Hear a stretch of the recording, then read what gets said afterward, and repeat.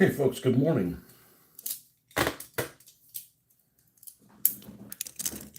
Get right back into this. So at this point, other than sealing these, we're done with the two Valentines, Horace and Hermione. I might tinker with something if I see something that's out of place, like, hey, why did I miss that one little spot or something like that? But they're pretty much ready to go, other than being sealed. And this is one of these colors that just doesn't look right in the lighting in here, because the lighting in here is just it's extremely reflective. It's extremely bright. Yeah, they look, I feel like, significantly more like they should by not having the lamp on them. This is supposed to be light stone. Of course, by the time I do all the weathering, it ends up getting lightened quite a bit between the sand blasting it and the fading. Ends up being kind of a lighter tone. And oh yeah, I do need to put tank markings on them, like which particular one. That's not a huge priority. I gotta make a decision. A lot of this stuff I just kind of have to just pull out of my ass, because just information just isn't available. So, but for other than that, these two guys are pretty much done. Now, if I had to do these over again, what I probably would have done is I probably would have cut these side skirts. The sand shields is really what they're called for. And I have a feeling that, I don't know if they provided any protection at all, since I saw one of them in a picture this morning. I was looking through pictures, and they called it the tin work. It was all like torn up, and it was the tin work. I'm like, well, something made of tin isn't really going to protect a whole lot. You have a question. If there is a God, how come I'm allergic to tomatoes? I don't know. What are your allergies? What are your allergy symptoms? It might actually not be allergies. Like, for instance, I would say I'm allergic to ketchup, but that's just because it makes me throw up. But it's the only tomato thing I don't like. You don't like ketchup and then hate tomatoes, do you? Because you're not one of those people. I love tomatoes. Except if one is bad, you can't keep it in your mouth. But if I had to do this again, I'd probably slice right here at the joints, and then take something and like crimp it. Because if you've seen any pictures of the Valentine tank, when you're looking along the side of the hull here, it's all, there's, they're not all lined up. So if I had to do that again, I'd probably do that. Other than that, they have a lot of little detail on them that's just asking to be paid attention to. And I think they turn out pretty good. But we're going to set these guys off to the side here and go back to work on the Crusader.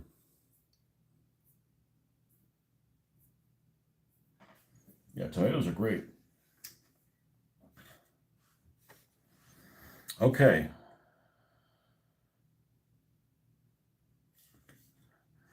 So we have done that part. It's time to do what I like to call the drippings. And that is the rusty stains and things like that. So we're going to get our Army Painter Quick Shades. That's what we use. We're going to use mid-brown, soft tone, and light tone, and a little bit of water, because two of these have to be thinned down. They're very gloppy, almost gel-like. Good morning, Marcus. What state am I in? What state do you think I am in by my accent? My non-existent accent. I don't have a heavy accent like Marcus. I'm kidding. Marcus goes, I have a really heavy accent. And I talk to him and I'm like, you don't have an accent at all, dude. Heidi ho, neighbor. You don't sound, you don't have a drawl at all. Pure hillbilly New Yorker.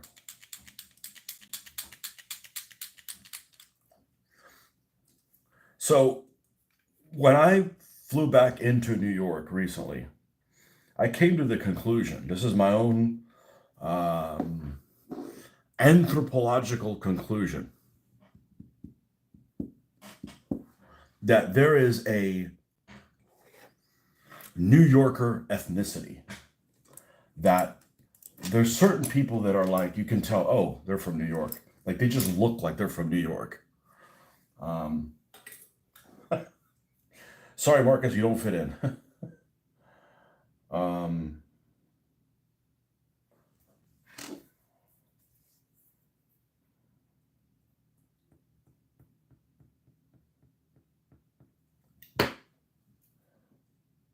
I don't know. This one's starting to go. I mean, this one's been. I've done a lot of lining on tanks with this thing, and this is starting to go kind of the way of the caca.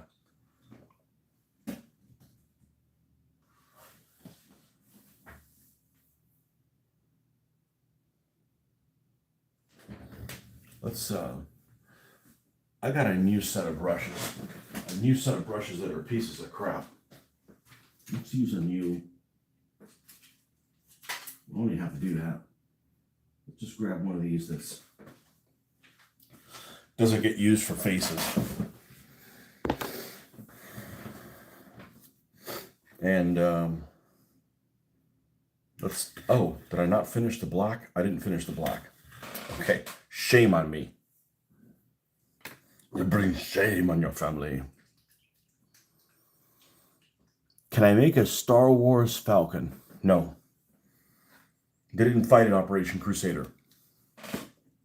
A Millennium Falcon? An aluminium Falcon.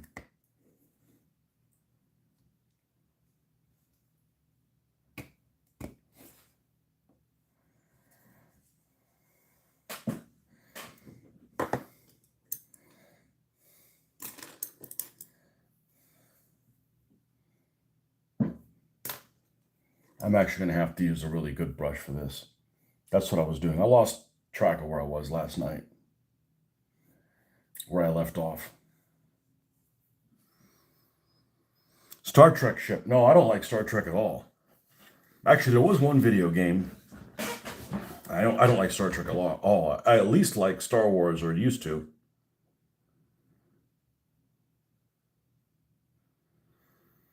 The Star Trek, I don't think I watched a single. I've watched 3 episodes of the original series,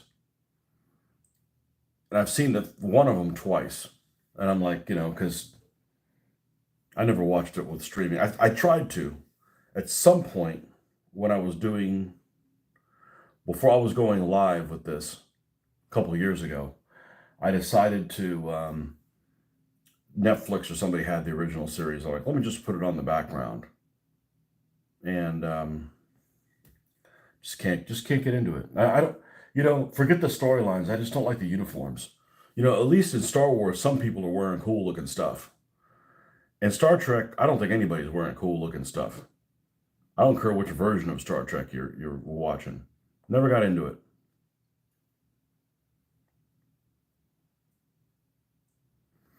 But I'm not really a science fiction person. The only science fiction that I watched as a kid was Lost in Space, and the reason I watched Lost in Space is it was on. I was a kid. You wanted to watch something on Sunday morning TV. You're either watching something like Lost in Space that you didn't really want to see, or the 700 Club, which you really don't want to see. So we didn't have all the choices people have now.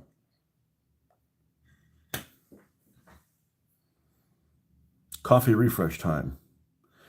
James Bond underwater car. You know, the Lotus submarine. Um, I'll do a car one day. The problem with a car is I'm used to weathering things, and most cars aren't weathered. As a matter of fact, I talked to several people in the model club that do cars, and a lot of guys don't even paint them. They just take the plastic it comes with as the base color and polish it. Like that's a really good idea, except that it's probably not very forgiving. Like if you scuff something, you're probably screwed. You can't hide it with paint. The Lowe's Submarine. A lot of people hated that car. I thought it was all right. At least it looked fast.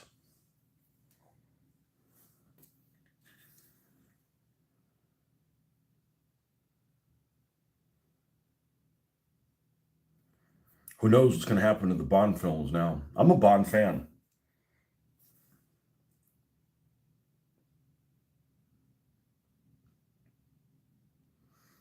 And people have divisive opinions about the Bond movies and the Bond actors. I'll admire those designers and artists who created those ships. Um, so there was a video game. I'm telling you, I'm not a Star Trek person, but there was a video game. Can never remember what it's called. Um, and it came out about 2000, 2000, 2001, 2002, something like that. Empires at War, something or another. And it was a Star Trek game, but it was all a combat. It was all naval, space combat. And you had your ship, and you had like this graphics of where your shields were and where your weapons were, and it was real time, but it didn't move too fast. It wasn't like it was too much for you to control, although it could be if you get yourself into a pickle. But I played it for quite a bit until it got really buggy. But that was a fun game. And you could play, it wasn't like you were stuck on the Enterprise. You could play different ships. You could name your ships if you wanted to. Um, and I played it for quite a bit. It's just one of those games I just can't remember what the name of it is. And it looked pretty good, you know. And sometimes you would have an encounter and be near a planet, so you had to stay away from the planet, otherwise it'd suck you in. Or I think a couple of episodes you can encounter a space monster or something.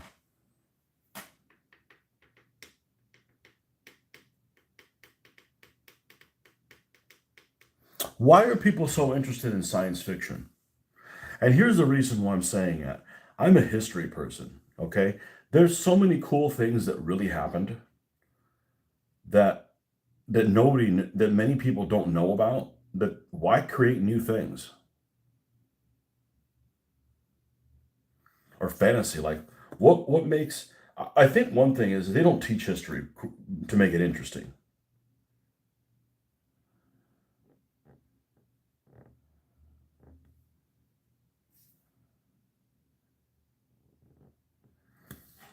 And I mean, play war games, so it's kind of like it is like science fiction that okay, here's the starting point, and then you don't know what's going to happen from there, right? Like here's the forces arrayed, and then oh, you rolled poorly. These guys didn't show up when they were supposed to.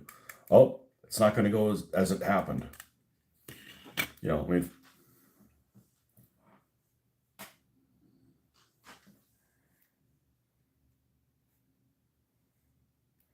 and I'm okay with the creativity, but sometimes almost every science fiction movie or science fiction thing or every fantasy thing ends up throwing something in there that I'm like, man, this is really cool, but oh, why do they have to go and do that? And there's some concepts that I don't care for. Um, I don't like.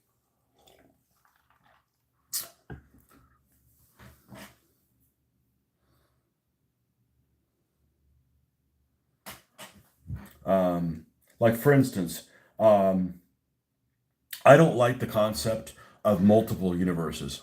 I really hate that. I have a friend of mine who really hated time travel. Okay, time travel doesn't bother me if it's done right. as much as multiple universes, because multiple universes is just like a mind fuck, right? Like, like on another universe, there's a tank that's painting figures of me. It's just like, on another plane. That's what we used to call it. I'm like, I don't do those kind of drugs.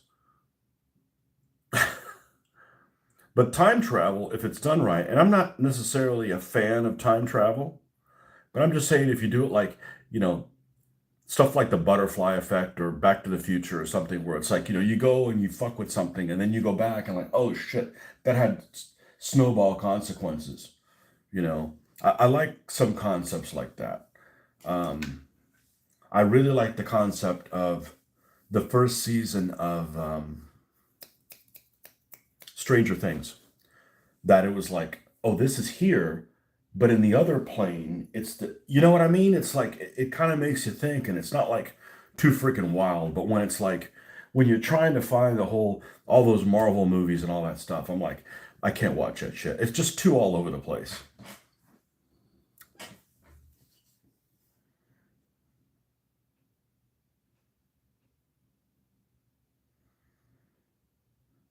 When I think of science fiction, I think of, stuff like Star Trek, Babylon 5, things like that. I don't think of like, Jurassic Park technically as science fiction. Well, I like Jurassic Park. Or at least you get to see dinosaurs destroy things. Unless they're stuck on those stupid raptors for too long. I'm a dinosaur geek, so. But I'm old school. Like, there was only when I grew up, there was only one dinosaur that had freaking feathers on it, and it was freaking little, and it was that Archaeopteryx or whatever the thing is. None of the other ones had feathers, so that's how I like to keep it. You feathered guy, you go over there. And Pluto was still a planet. Pluto still is a planet as far as I'm concerned. It's a dwarf planet. Isn't that in the fucking name? You got to call it something else if you don't want me to think of it as a planet. No, it's not a planet. It's a dwarf planet. It's in the fucking name, man.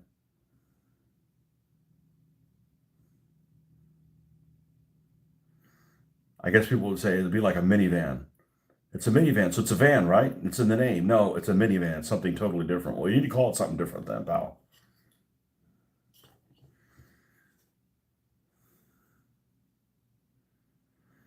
But funny enough, my favorite cartoon growing up was a science fiction cartoon.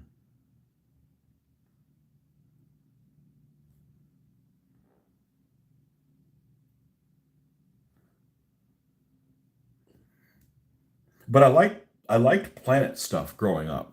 Like I liked the stuff about the planets.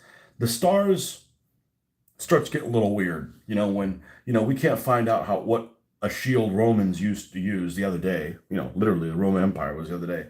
They're like, yeah, that star, that's 15,000 light years. I said, okay, what? That's incomprehensible stuff. But they're so sure about that, like, you can't. Okay, tell me what kind of shield the Romans used, 2 days ago, basically. No, we don't know that. Well, I have trusting issues with people that say they know everything and they don't.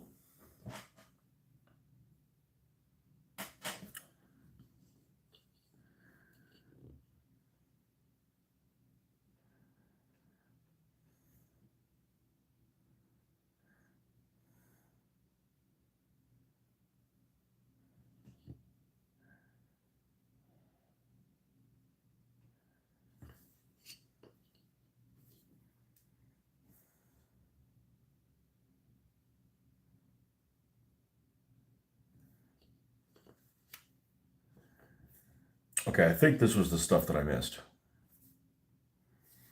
And if we see it and come back and fix it, it's not terminal.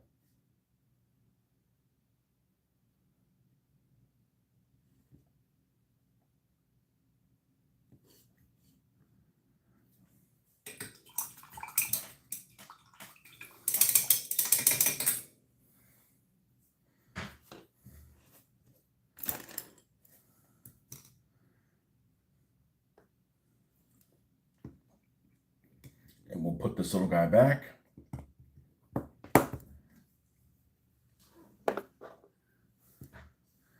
And now we go to the drippings. And as I like to say, where there's a hinge, there's rust. Yeah, I did do the mini turret. I'm like, no, I didn't do the mini turret again. Nope, not this time.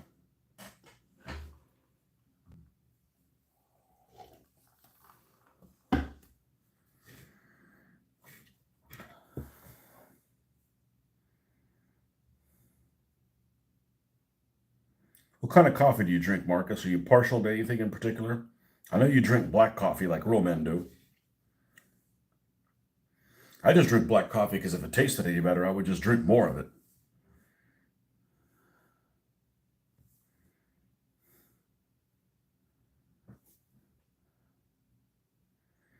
And I don't need to drink more than 2 cups a day. That's enough.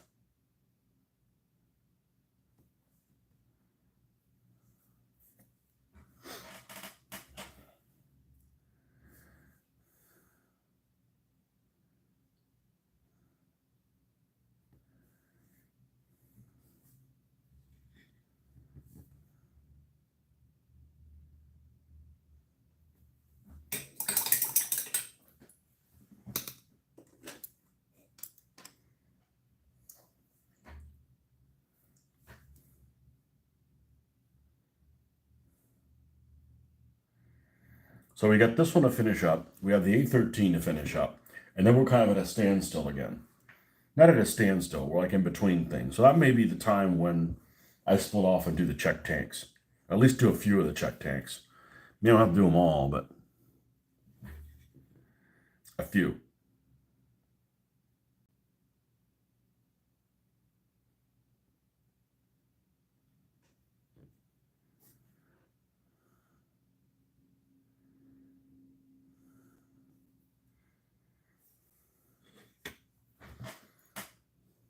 You buy Trader Joe's basic label whole beans, use the bialetti, so it makes it like espresso, and then add water. Sort of an Americano. Man, it's too much work, man. Well, that's one of our splurges. We have one of those Nespresso machines, and it has little pods. And it makes this foamy bastard without adding. This is just, and this is one particular one that's for cold coffee, because I never drink hot coffee. And it doesn't come out as hot as other ones. So like that cup's pretty cold to the touch. You know, the thing with hot coffee is two things. First of all, it makes me hot. There's one reason, but it comes out so hot you can't even drink it and you burn your tongue. Like, you're like, it's like, man, why would somebody want to go through that?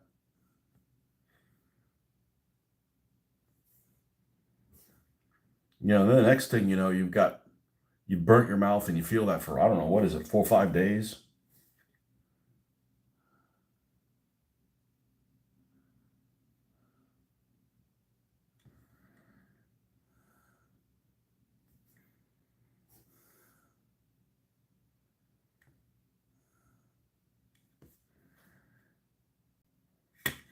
I liked it better with this brush.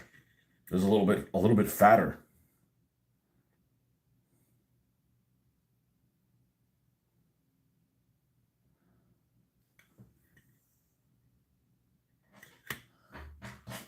The Bialetti pot is a little larger than a big cup. It only takes about 5 minutes to boil. You have one of those cup warmers? I was watching a video that someone used one of those cup warmers to keep this little thing of water warm or even hot, and then used hot water to help clean the airbrush more. I'm like, that sounds like a great idea, but I don't need more cords over in airbrush land. I feel like I'm already like tripping over too many things over there.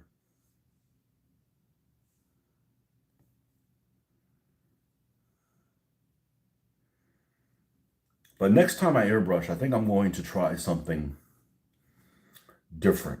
I really, and I probably need to figure it out when I do these half tracks, is I really need to thin my paint like a lot, and do an experiment, like thin it a lot. Even the paint that I say I don't need to thin, I'm going to thin it way down and then start with like zero pressure and work my way up and see how thin of a line I can get, because I really want to do some of those squigglies. And I haven't been able to do it. And supposedly the airbrush that I have can do it.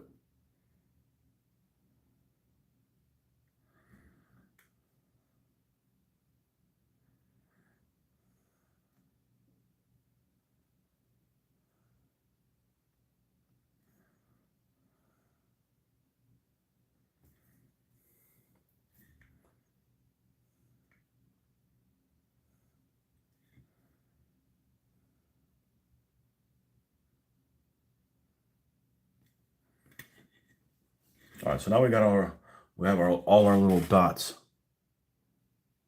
on there.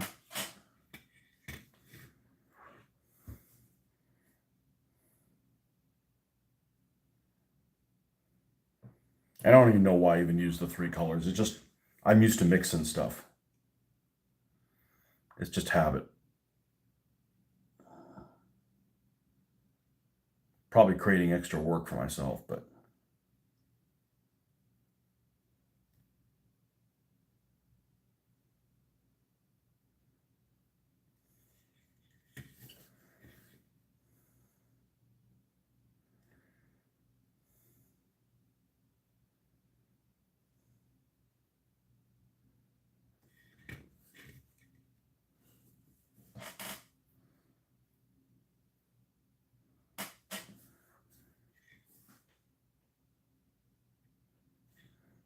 yeah, it is fun to, it's fun to airbrush.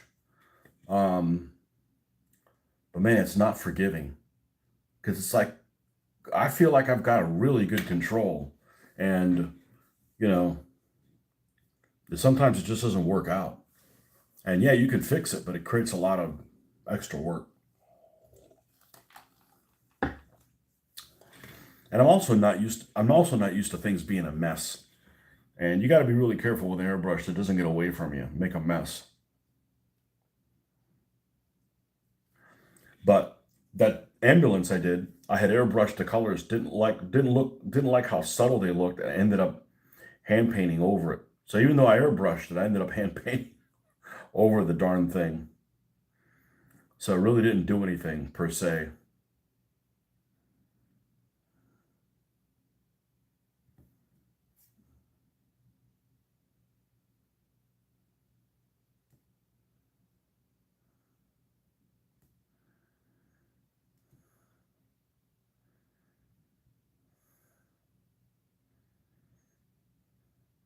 I'm a lot better with multiple levels of dry brushing than airbrushing. The airbrushing I really only got for priming and sealing. Just to anything I was doing with the rattle cans, just to get away, just kill the rattle cans. That's really the only thing I got it for. But I figured if I could do anything else, it'd be a bonus.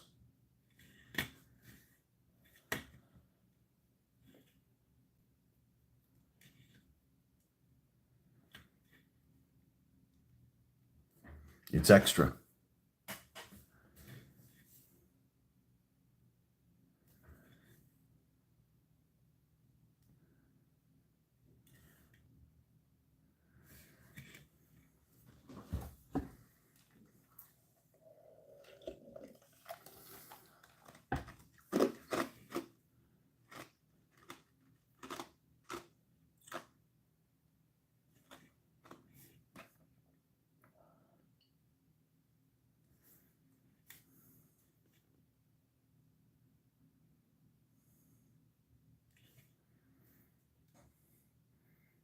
How soon before you start working on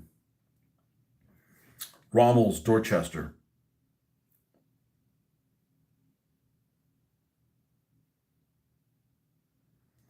You didn't start it already, did you? Francois, welcome.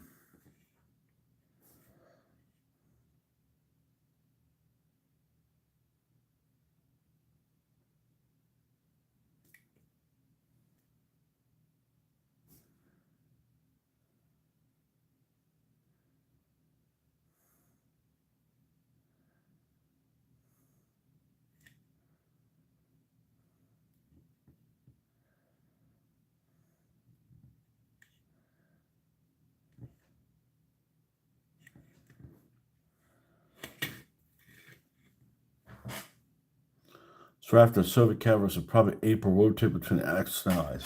Yeah, it's good to mix it up. That way you don't look like a wereaboo. There's one guy that I know that paints really well. I swear all he does is German stuff. I mean, German stuff's cool, but you need to fight somebody. You know, um, I have a picture that I don't know if you've seen it or not.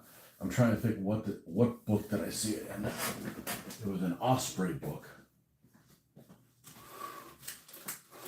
and maybe you've seen it before. Is it an Operation Crusader? Let's see. This one. Have you seen this? Have you seen this picture of Rommel riding on top of it? It's in the Operation Crusader book. Technically, I guess this would be the one that he broke down in the middle of it. This one's called Max.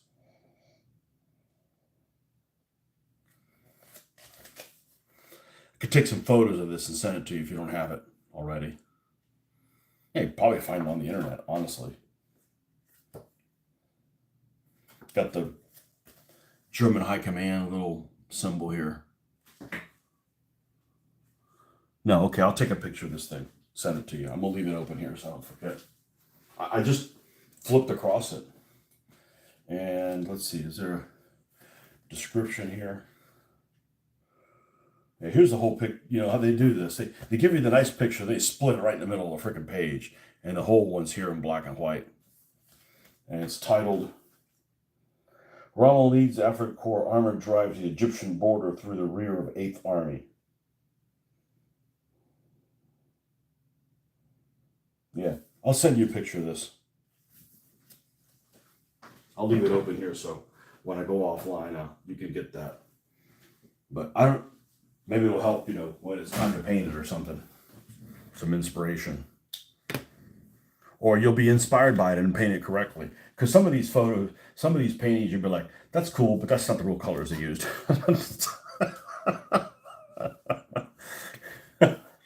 That guy's a good painter, but he picked the wrong colors.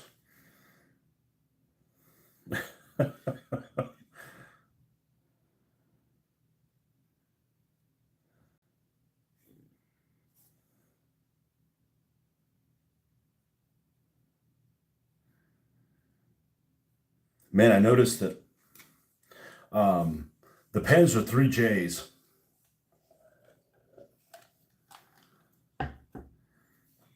Made by Ron. They have options to have those long boxes they had on the back that the 24th Panzer Division had for the drive on Stalingrad. Hey, that'd be cool if you're a Stalingrado fan. I never liked the symbol of the 24th Panzer Division at all. If I'd build one of the tank units out there, it'd be the 14th. Same thing with the 14th with the 15th Panzer and the 21st Panzer in the desert. I prefer the 15th Panzer.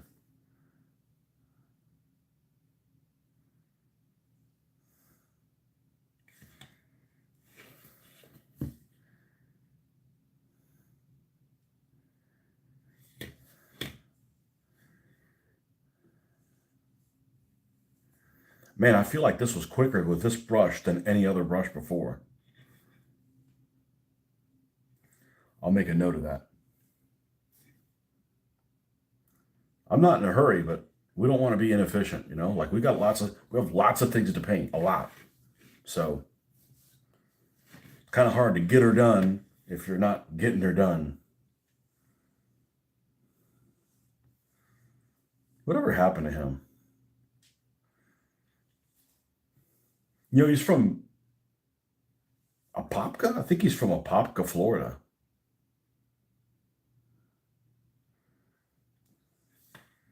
Oh yeah, man. This brush is good. Those enamels ain't got shit on these, man. You can manipulate these acrylics. Yeah. Look at that shit. Well, you can't no, you can't see it, but sometimes things just impress me. I'm just like, damn, that turned out better than I thought it was going to. And it needs to look good because these Crusaders for Operation Crusader really had like a minimum amount of markings on them. Unfortunately, one of the things that makes the British tanks so freaking cool is these markings that they had on them. But none of these Crusaders are going to be in counter, as far as I can tell. The counter schemes that the Crusaders did were kind of rare, and they were mostly done for the Mark I Crusaders that had the split tin, like the A13. The A13's got a split tin, like it's missing on the front, and it has it on the back. The early Crusader ones have that as well, that split. And some of those that, because they used some of them in Operation Battle Axe. That's like their debut for the Crusader tank, and that's where they kind of were more common for that to be. But the new replacements, they wouldn't have been in counter scheme because the counter scheme was already like going out of fashion already. You like the leaping horse? Well, somebody has to. I like the 116th. I like the Greyhound, but I don't like the leaping horse. You know, hey, I can't like everything.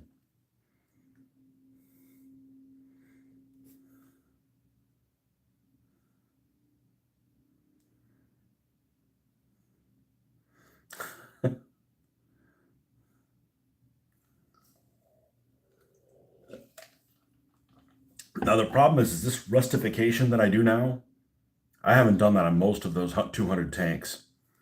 So I think what I'm going to do is I'm going to leave them alone. And if I get around like, okay, I need this battle and use a BT7 and use a T34, like let's pull those out and let's doctor them up to this level at that point, but not now.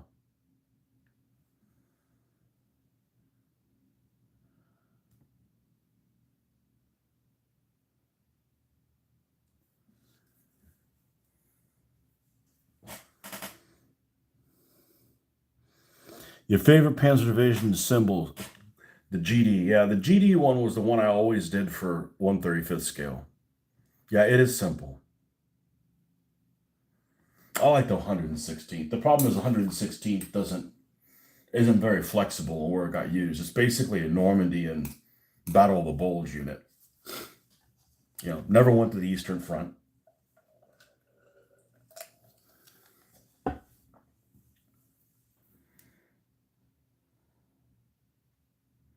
I don't care for the desert rats after North Africa. And I remember in the Command Decision book, the troop quality on the desert rats on the 7th Armored really drops when they come back to Europe. It's like they don't suck, but they're not like an elite unit. It's like they're just tired of fighting. They're like a step below like the guards and the 11th and stuff like that.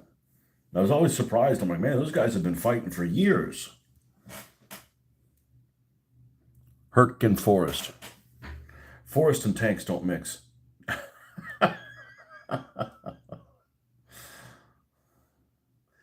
Yeah, and if there's anything, people always like to gripe on the Sherman. I don't have necessarily a problem with the Sherman at all. What I have a problem with is the symbols that the U.S. Armored Divisions used, which are just boring as shit. Like whoever designed that, they should be flailed. The infantry divisions are okay, but the armored divisions, all the U.S. armored divisions, their symbols just suck. We're going to put this triangle and it's going to have a 2 on it. That'll be the second armored one. Okay.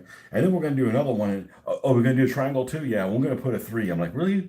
What did you do? Fail advertising multiple times? I don't like it. I don't like it at all.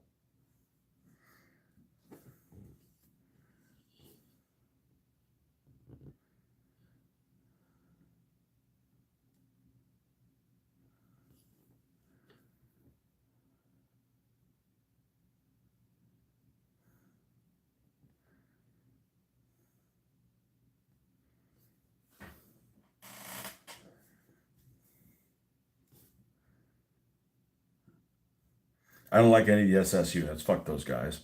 I don't like them at all.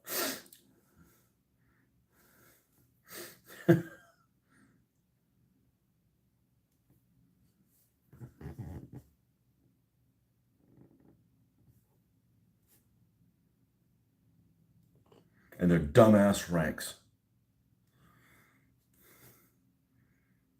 The Scheisserführer. Hold on. Wait till the Scheisserführer comes here. He's not going to be too happy.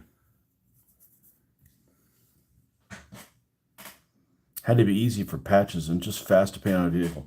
I hate the way it looks. Now the tank destroyer with that cat crunching on the thing, that looks cool. I like that.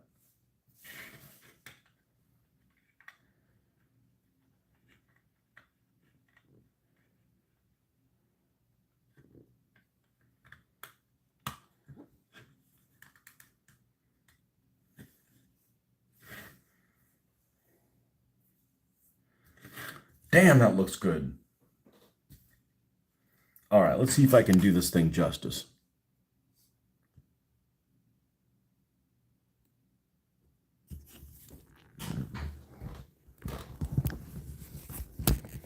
See if I can get the light here to behave.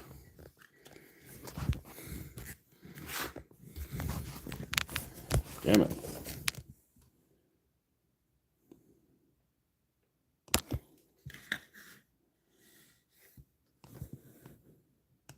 Nah, it gets lost. I see things that aren't here in the...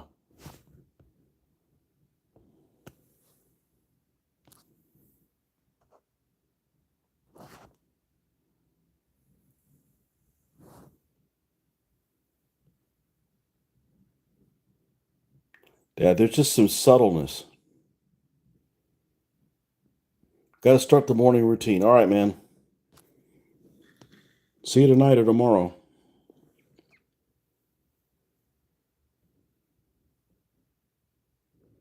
So this gives us kind of the base to do everything else on.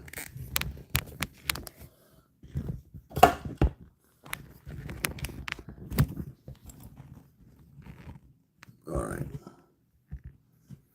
What time is it? Oh, I still have a little bit of time.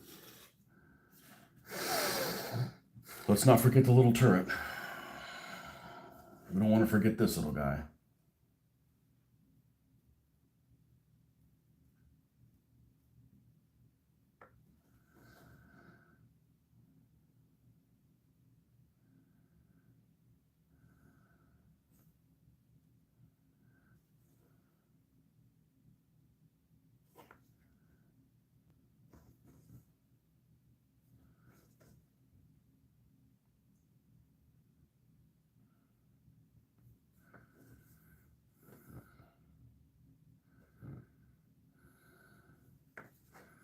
All right.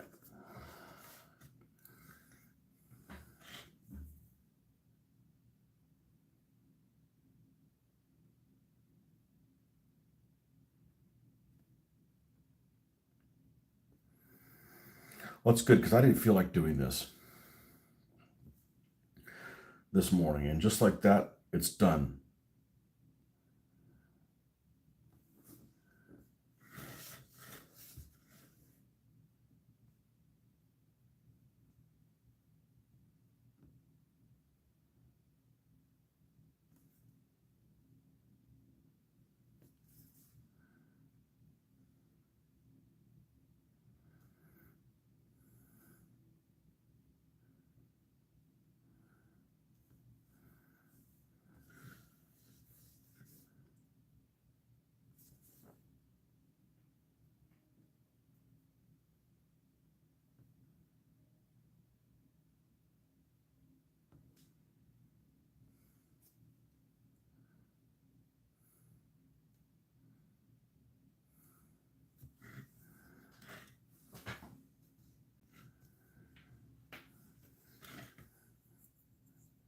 And it's going to get a little bit of picking things out with the pale sand on top of it, and just not just random, but like controlled where we're going to do that.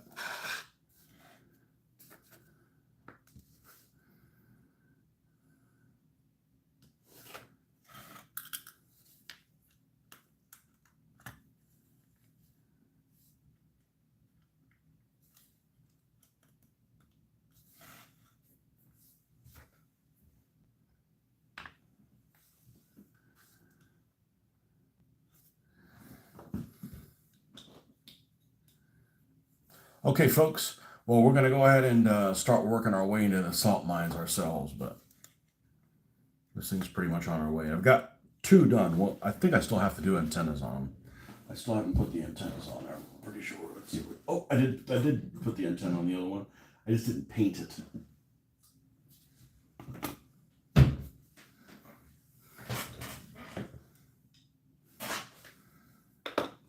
I just didn't paint it, so. And this is a little bit lighter because we have a little bit of a dusting to do after we do all that stuff on there. And I think I don't really know what I was smoking when I did the Crusader symbols that small. I may repaint that. I must have just gotten that off of a drawing. So the markings aren't really complete on that, but just like the base color and, I've got 6 of them, so I've got 4 more to do. And they're not going to have camouflage. They're all 22nd Armored Brigade, probably. Or 6th RTR. I haven't decided which one they're going to be. I like the idea of them being 6th RTR, and they just drive onto the airfield and just, well, then they get massacred. But like 6th RTR was like destroyed in one day, so that's probably not a good unit to do. Need to work on my Matilda Panzerturm. I've got that one turret that's just no good. I've got that one damn Soviet turret thing that I ordered by accident. It's a shame because it looks good, but yeah, I'll have 2 Matildas, so 2 Valentines, 2 Matildas. Yeah, I do like me a Matilda. But anyhow, all right, folks, we'll see you guys on the next one. Bye-bye.